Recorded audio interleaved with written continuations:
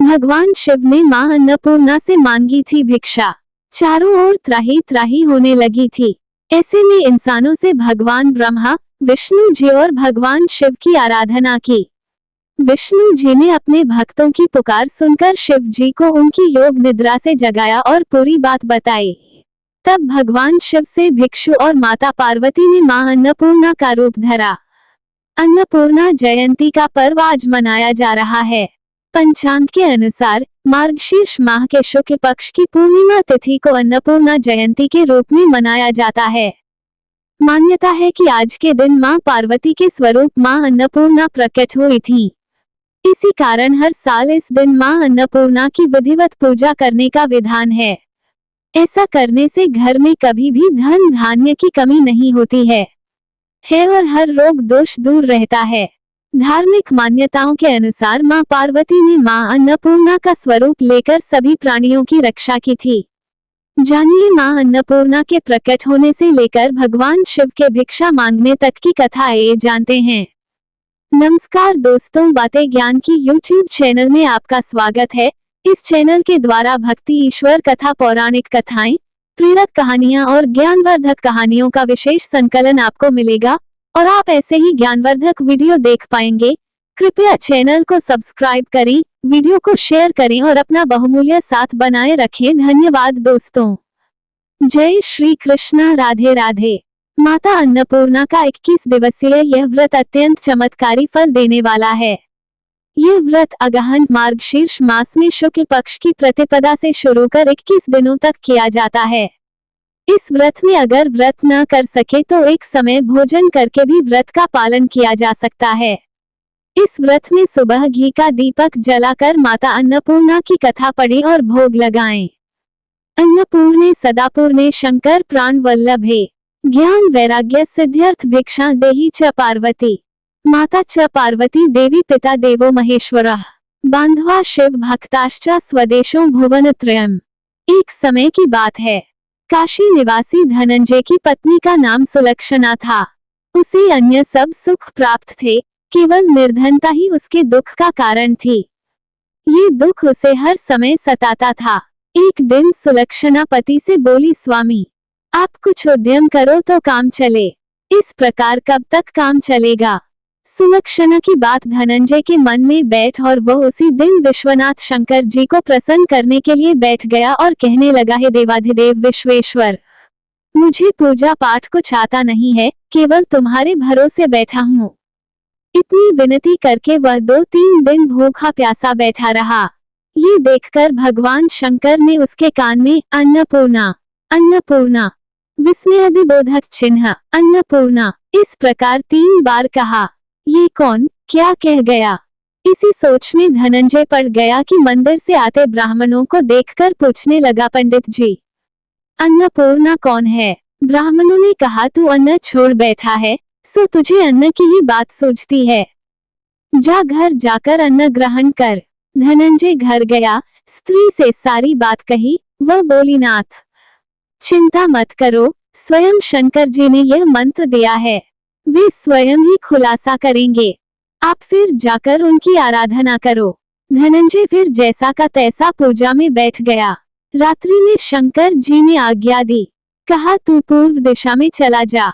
वह अन्नपूर्णा का नाम जपता जाता और रास्ते में फल खाता, झरनों का पानी पीता जाता। इस प्रकार कितने ही दिनों तक चलता गया। वहां उसे चांदी सी चमकती बन की शोभा देखने में आई। सुंदर सरोवर देखने में या उसके किनारे कितनी ही अप्सराएं झुंड बनाए बैठी थीं। एक कथा कहती थीं और सब मां अन्नपूर्णा इस प्रकार बार बार कहती थीं। यह अगहन मास की उजेली रात्रि थी और आज से ही व्रत का आरंभ था। जिस शब्द की खोज करने वह निकला था, वह उसे वहां सुनने को मिला। धनंजय ने उनके पास जाकर पूछा, हे देवियों, आप ये क्या करती हो। उन सब ने कहा, हम सब मां अन्नपूर्णा का व्रत करती हैं। व्रत करने से गई पूजा क्या होता है, ये किसी ने किया भी है, इसे कब किया जाए, कैसा व्रत है में और कैसी विधि है, मुझसे भी कहो। वे कहने लगी, इस व्रत को सब कोई कर सकते हैं, 21 दिन तक के लिए 21 गांठ का सूत लेना चाहिए।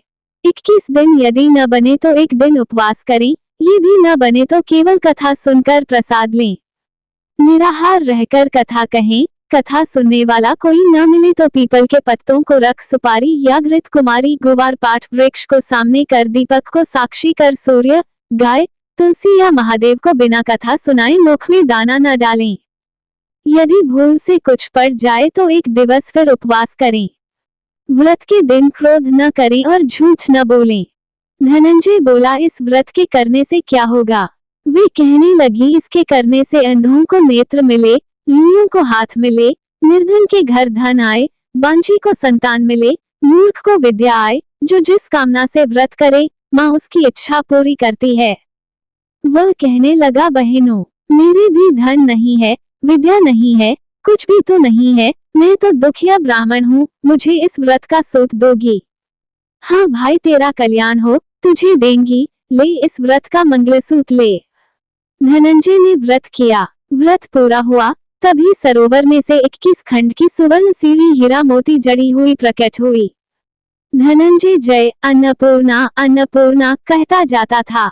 इस प्रकार कितनी ही सीढ़ियां उतर गया तो क्या देखता है कि करोड़ों सूर्य से प्रकाशमान अन्नपूर्णा का मंदिर है।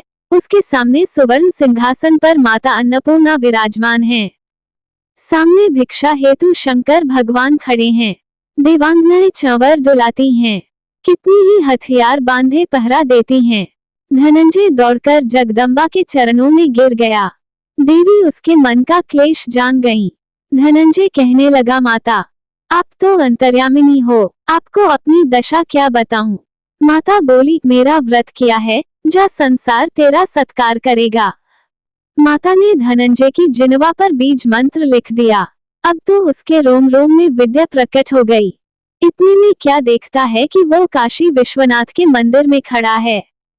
माँ का वरदान ले धनंजय घर आया। सुलक्षणा से सब बात कही। माता जी की कृपा से उसके घर में संपत्ति उमड़ने लगी। छोटा सा घर बहुत बड़ा गिना जाने लगा।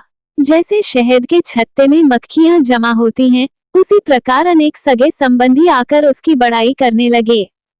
कहने लगे, इतना धन और इतना बड़ा घर, सुंदर संतान नहीं तो इस कमाई का कौन भोग करेगा? सुलक्षणा से संतान नहीं है, इसलिए तुम दूसरा विवाह करो। अनिच्छा होते हुए भी धनंजय को दूसरा विवाह करना पड़ा और सती सुलक्षणा को सौत का दुख उठाना पड़ा। इस प्रकार दिन बीतते गए और फिर अगहन मास आया। नए बंधन से बंधे पति से सुलक्षणा ने कहलाया कि हम व्रत के प्रभाव से सुखी हुए हैं, इस कारण यह व्रत छोड़ना नहीं चाहिए। यह माता जी का प्रताप है जो हम इतने संपन्न और सुखी हैं। सुलक्षणा की बात सुन धनंजय उसके यहाँ आया और व्रत में बैठ गया। नई बहू को इस व्रत की खबर नहीं थी। वह धनंजय के आने की राह देख रही थी। दिन बीतते गए और व्रत पूर्ण होने में 3 दिवस बाकी थे कि नई बहू को खबर पड़ी। उसके मन में ईर्ष्या की ज्वाला दहक रही थी। सुलक्षणा के घर आ पहुंची और उसने वहां भगदड़ मचा दी। वह धनंजय को अपने साथ ले गई। नए घर में धनंजय को थोड़ी देर के लिए निद्रा ने आ दबाया। इसी समय नई बहू ने उसका व्रत का सूत तोड़कर आग में फेंक दिया। अब तो माता जी का कोप जाग गया। घर में अकस्मात आग लग गई, सब कुछ जलकर खाक हो गया। सुलक्षणा जान गई और पति को फिर अपने घर ले आई। नई बहू रूठकर पिता के घर जा बैठी। पति को परमेश्वर मानने वाली सुलक्षणा बोली, नाथ, घबराना नहीं, माता जी की कृपा अलौकिक है। पुत्र कुपुत्र हो जाता है पर माता कुमाता नहीं होती। अब आप श्रद्धा और भक्ति से आराधना शुरू करो, वे जरूर हमारा कल्याण करेगी। धनंजय फिर माता के पीछे पड़ गया। फिर वहीं सरोवर सीढ़ी प्रकट हुई, उसमें माँ अन्नपूर्णा कहकर वो उतर गया। वहां जा माता जी के चरणों में रुदन करने लगा।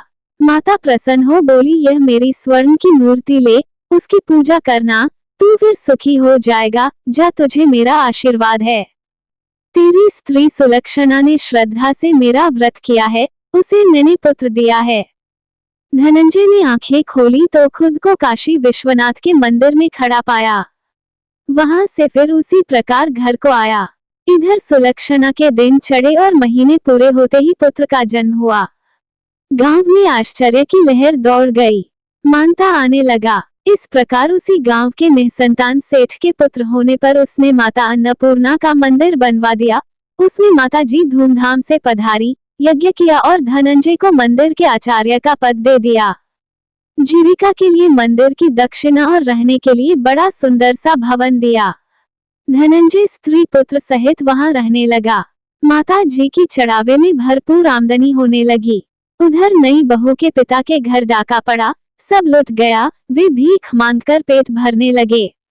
सुलक्षणा ने ये सुना तो उन्हें बुला भेजा, अलग घर में रख लिया और उनके अन्न वस्त्र का प्रबंध कर दिया।